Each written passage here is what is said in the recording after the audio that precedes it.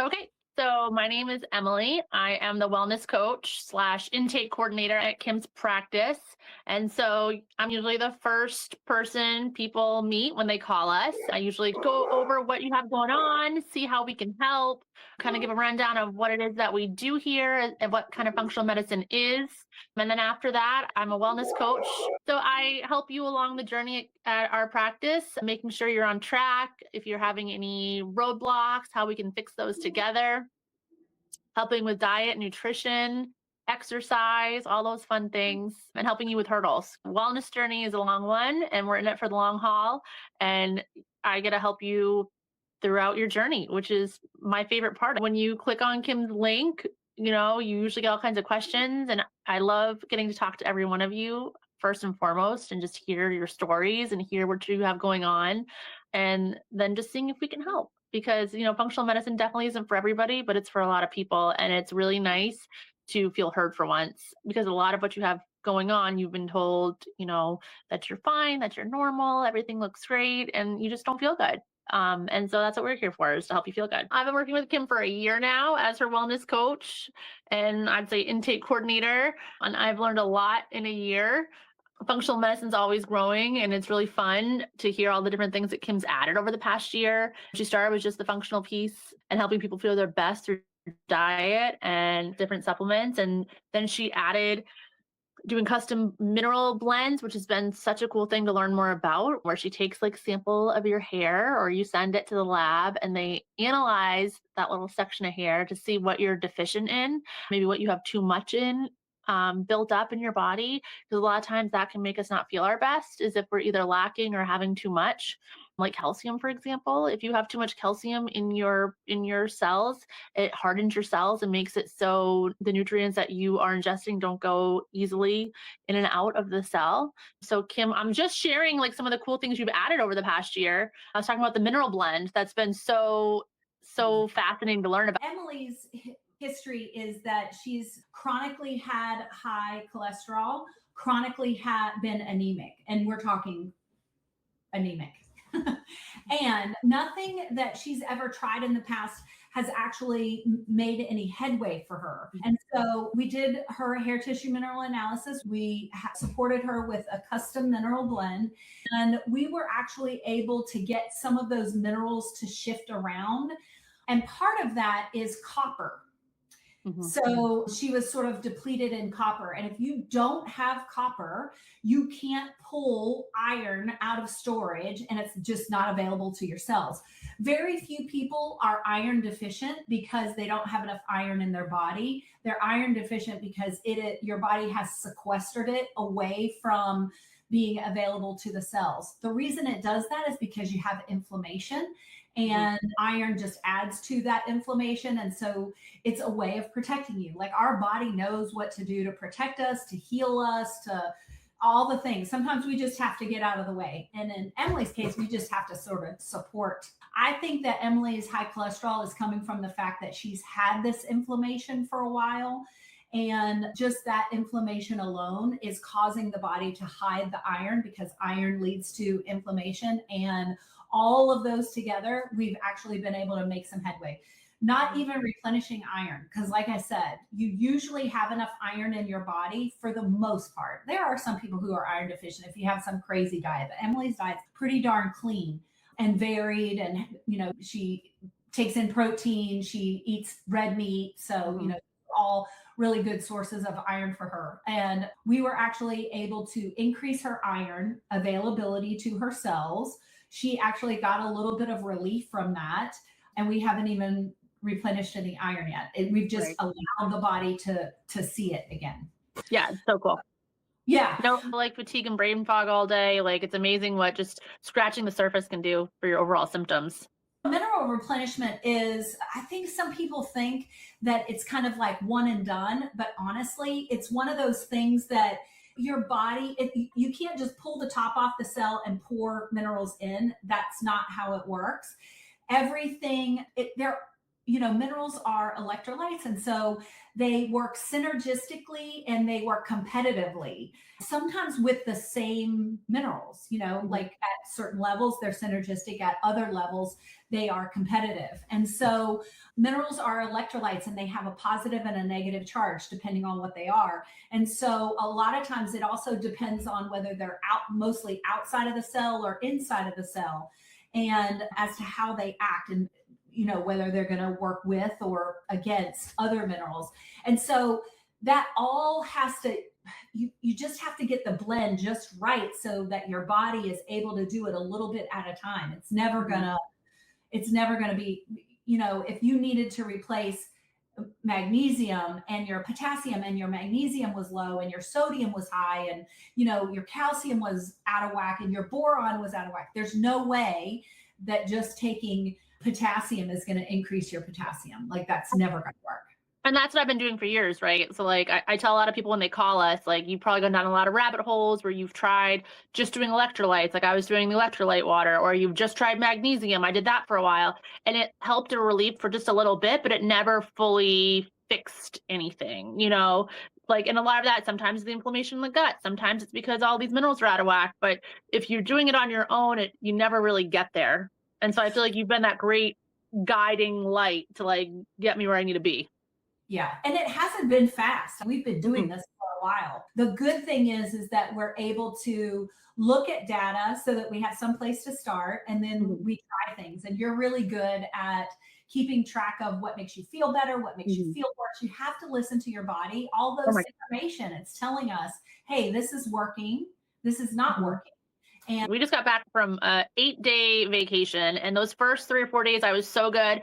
I stayed doing the gluten-free, I stayed doing the no sugar and the no caffeine, like you've taught me. And then, I was like, well, I just want a bite of this, and I just want a bite of that. And by the end of it, I was full blown eating pasta, and I felt horrible. Like, all those symptoms came flooding back, and I was like, oh, this is why I don't eat these anymore, because you can tell when you eat the right way and you're taking the right supplements, you can tell those things that trigger you. And for me, gluten triggers me awful.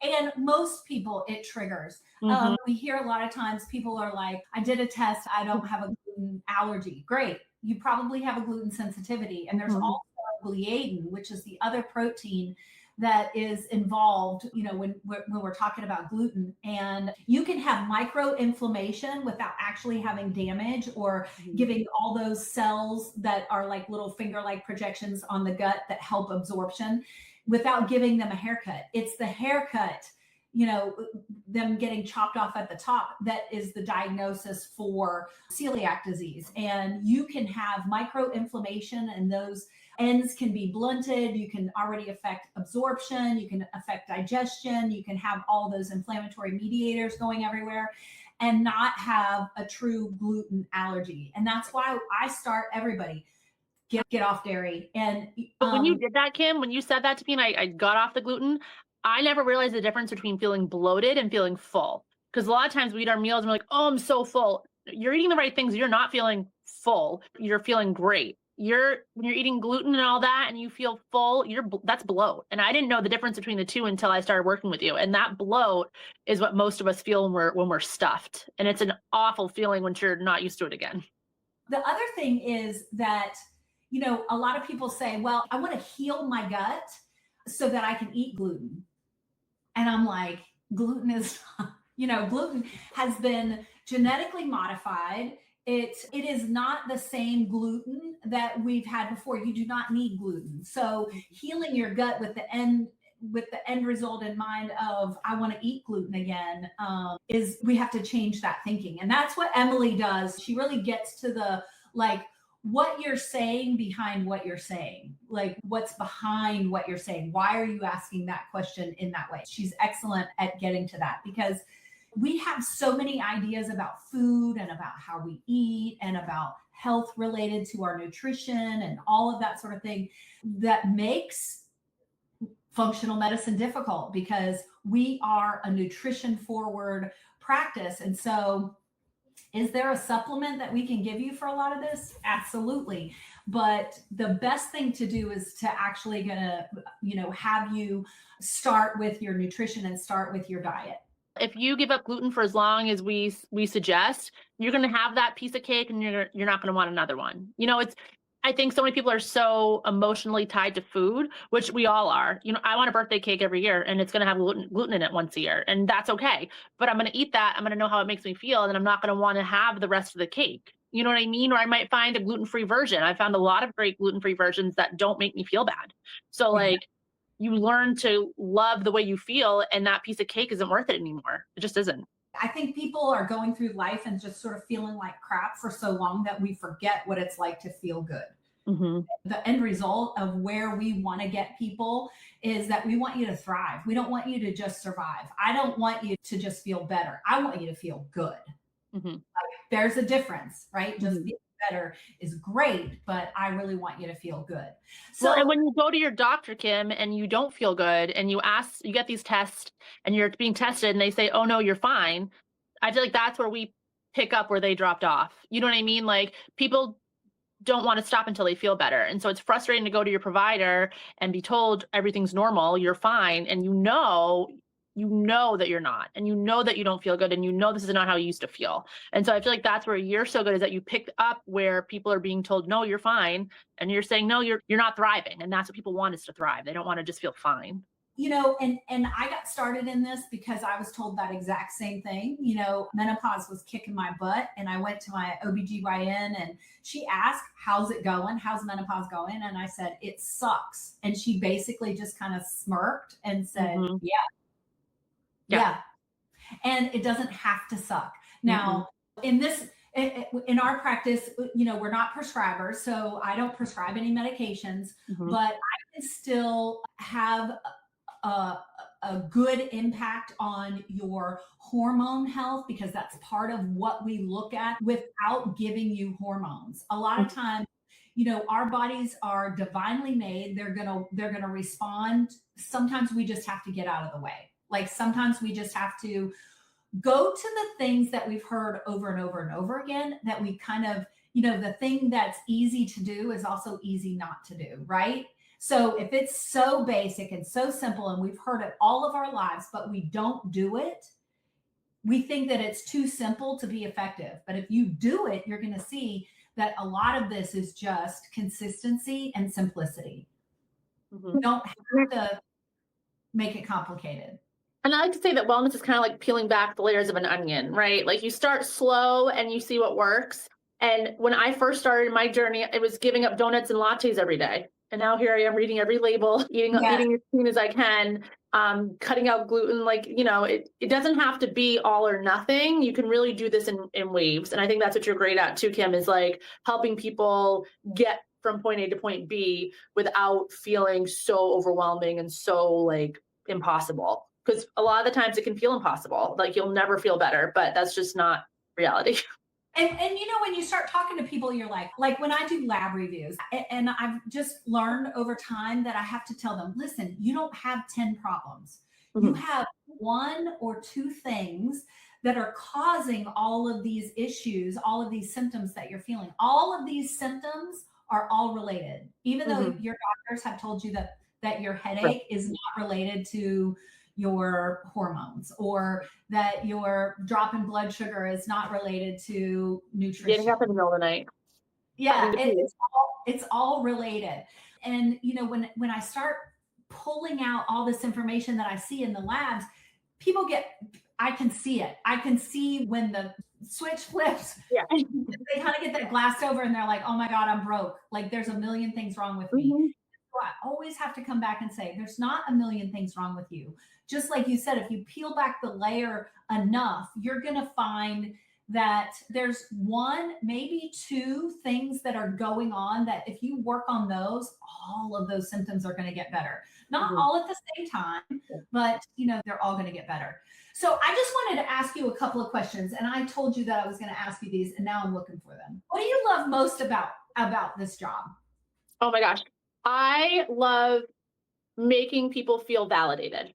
Like I will never forget the first time I talked with you about all my symptoms, and after being told no, and like having that gut feeling that something wasn't right, and your doctor's telling you you're fine all this time, and you told me like, no, you're not fine, and these are the reasons why, and just crying because I was like, oh my gosh, I finally feel heard. And so I love hearing all these stories of all these people that have been told certain things their entire life and being like, no, you're in the right place. Like, we can help you fix that. Like, this is what we do here is we listen to you and we make you feel heard, because you go to that doctor's office, you got 15 minutes in or out, and they are not telling you that you are right. They're telling you you're fine, your numbers are fine, there's no reason why you should feel like that. You should feel like that. So that makes it your fault. And you just feel unheard and you just feel like you're crazy. Like, I remember bringing up to my practitioner, I've had high cholesterol since I was 3, right? It was a thing. And my mom drove me down to Boston, and the specialist looked at her and the nurse started crying and said, your daughter has high cholesterol, and it was the end of the world. And they wanted to put me on statins my entire life. They want me to be the guinea pig on statins for children. My mom said, no, we'll wait till she's 18. And when I made the choice, I said, no, there's something that doesn't feel right about you just giving me a pill to fix the problem I've had my whole life. And I don't even feel like that with high cholesterol. Like, they say it's a silent killer. That's what we're trained. And that's not even true. Cholesterol helps us. I've been in the shoes of people that call us. I've been told, oh, you're going to die. Those 2 babies you have, you're going to leave them without a mother because you won't get your cholesterol fixed and you won't get on statins. And my mother's cried about it for years. And I've always thought in the back of my head, like, this doesn't feel right. Like, something's not right. And so to help other people realize, like, they're not crazy, that they really should feel their gut instincts and try and look for root answers and not just throw a pill at it, like, that has been the most rewarding so far. I started this whole practice because of what happened to my mom. She died from metabolic disease when she didn't have to. She was a good patient. She followed the instructions. It was just that they just sort of managed her to the ground. They managed her into the grave. And we hear the same things over and over and over again. Like, it's the same. And people can come to us for different reasons, but it all ends up being the way that we see it. It all ends up being like the same story over and over again. What's the hardest part of your job? Knowing that we can help people. And I hear the same story, and I've lived the story. I've been the patient, and I know how it feels to be on that other side. And I also know how overwhelming it feels to start. And so the hardest part is knowing we can help people and them not prioritizing their own health. Like, it's so hard. It's just so hard.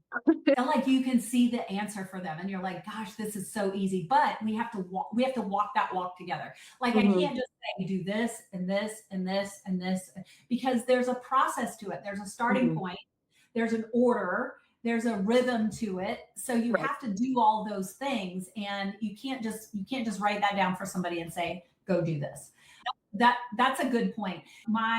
My trainer, Sandra, love her. And, she's my sounding board, because I see her multiple times during the week and we talk about anything and everything that's going on. And she said to me, it was kind of funny, because I tell her, like, oh, I had this great call with somebody and I could really help them. And, she'll ask a couple of weeks later, she's like, did they join? And I'm like, no, they didn't join. They didn't start.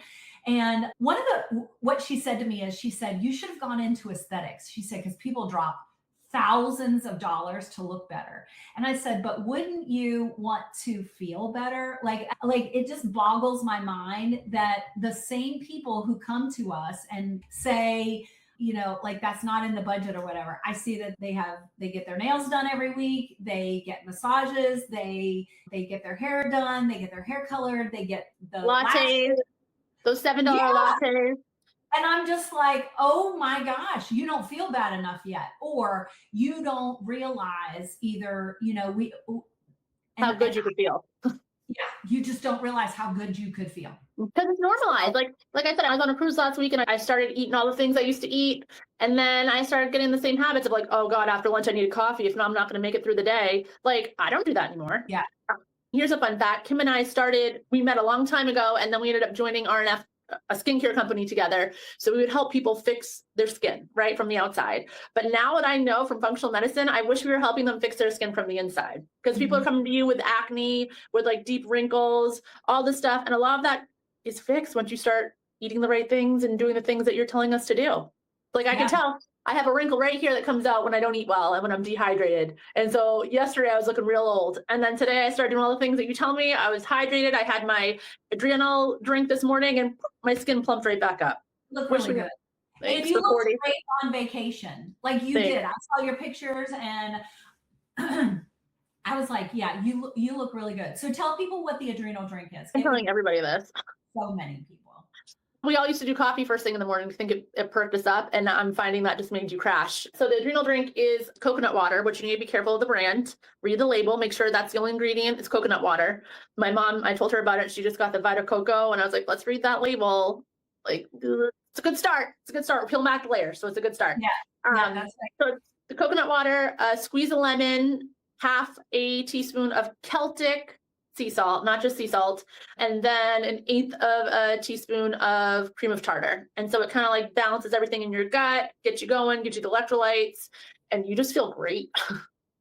Yeah, it really drives that hydration, that water that you're drinking. So if you hydrate before you caffeinate, that's something easy you can remember. Mm-hmm. And then this is actually going to support your adrenals, and it's going to kind of bring your cortisol back into a better balance, so that you're not driving everything that you're doing and trying to force your body to make energy by using cortisol. And then your body's gonna balance it out. You're gonna get into that cortisol rhythm. That's why people that come to me and they're like, oh my gosh, my cortisol was blah, blah, blah. And I'm like, what time? What time was your cortisol that? Oh, I don't know. It was just a random cortisol. It means nothing. Okay, so you told us what you love the most. What's the hardest? What is one thing that you hear most often? And you might have already said this. Let's see. I get up in the middle of the night to pee, but that's normal. No, it's not. No, it's not. I'm so tired all day long. I get a full night's sleep and I'm still tired. Also not normal. My doctor said it's just general aging. No, it's not. Not even true. I'm not hungry throughout the day. Okay, you should be. I eat really clean and I still don't feel good. You should. And it's just funny because I'm like, yep, that was me. And just like you said, when you know better, you're going to do better. And so we take one layer at a time. And when this becomes consistent and it's now a habit for you and you're doing these good things, then we're going to tweak it a little bit. And that's the whole benefit of working with us, is that you get that I can use everything that Emily gives me. She makes it real. She makes it usable. It's real life. It's common sense. It's like so well explained. And then I'm going to give you that 100-yard view of what we see coming down the line. And so I think just the two of us working together like that, it works really well. So many people say, like, I'm taking all these supplements, the magnesium, the electrolytes, the D, the whatever is the most common vitamins that we're all taking. And I always say, but do you feel better? No, I don't feel better. So then why are you still taking them? Like, and what you've always said is like if your gut is inflamed, it can't even absorb what you're taking. So you're literally taking all these supplements that you've read online is good for you, that your doctor's prescribed, or sometimes they're not paired right. Like I have a lot of people I hear are taking vitamin D without the vitamin K. And if you don't have the vitamin K, it's not going to, you can't use the vitamin D. So your doctor's giving you like a huge amount of vitamin D and you can't even absorb it. So you're wasting it and you don't feel better. And doing all the right things, you don't feel good. Vitamin D is a fat soluble vitamin. You need to take it with a meal that has fat in it. It's usually an excess of glucose or carbohydrates that are causing that inflammation and all that sort of thing. Okay, one more. Good, because I got dinner to make. Yes. So what are one or two things that you would like to leave with people to just say, this is a freebie. This is a freebie for you, like a bit of information. Cut out the dairy and gluten for 2 weeks. I know it's hard. I know it sounds impossible, but like start there. If your gut's inflamed, you take those 2 things out for 2 weeks. You can add them back in slowly if you want to, go for it. But I feel like that is the easiest place to start with your inflammation and with what you have going on. Start there, and my other piece is do Kim's $97 lab review. Bring those labs in that you already had, and she can tell you what's actually going on. That to me is like a no-brainer. So there's a freebie and there's one that's not a freebie. I'm sorry, but you can't even get into your doctor's office and order labs. So you already have them done. You've already paid for them. Why don't you find out why you don't feel good? Like you want to feel better. That's why you're here. Yeah, that's exactly right. All right, Emily, go cook. Thank you so much. I think we should do this on a regular basis. Do it. I love time with you, Kim. Any way I can get it. So absolutely. I always learn something good when I talk to you, always. Thank you, friend. Love you. All right. Thank you. Bye.